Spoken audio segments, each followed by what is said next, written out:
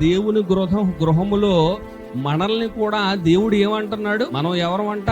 మనము కూడా పాత్రలము, దేవుడు వాడుకునే పాత్రలము, దేవుడు వాడుకునే వస్తువులు మనం. ఎందుకంటే ఇదంతా దేవుని గృహం. దేవుని గృహములో ఉన్నటువంటి మనం అంతా వస్తువులు. మీరొక వస్తువు, నేనొక వస్తువు, ఇక్కడ కూర్చున్న వారు కొన్ని వస్తువులు, ఇలా రకరకాల వస్తువులు ఉన్నాయి దేవుని గృహములో. కానీ ఉన్నటువంటి దేవుని గృహములో ఉండవలసిన పాత్రలన్నీ ఎలా ఉండాలని దేవుడు కోరుకుంటున్నాడంట?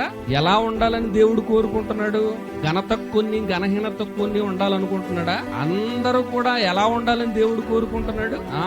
దేవుడు వాడుకొనుటకు, యజమానుడు వాడుకొనుటకు అర్హమై ప్రతి సత్కార్యమునకు సిద్ధపరచబడి ఘనత నిమిత్తమైన పాత్ర అయ్యుండును. ఘనత నిమిత్తమే మనమంతా వినియోగింపబడడానికి దేవుడు కోరుకుంటున్నాడంట. దేవుడు గర్వపడే విధంగా మనం తయారవ్వాలి, మనమంతా ఉండాలి, ఘనత గలవారుగా ఉండాలి. దేవుని గృహములో చేర్చబడిన పాత్రలుగా పిలువబడుతున్న మనమంతా ఘనత గలవారుగా ఉండాలని దేవుడు ఆశిస్తున్నాడంట. అలా ఉండాలంటే ఏం చేయాలండి? ఏం చేయాలంట?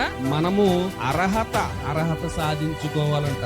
తన్ను తాను పవిత్రపరుచుకుని ఎడల దేవుడు వాడుకోవడానికి అర్హమైన పాత్రగా ఉండాలి అని అంటే మనల్ని మనము పవిత్రపరుచుకొని, ఇంకేమంటున్నాడు?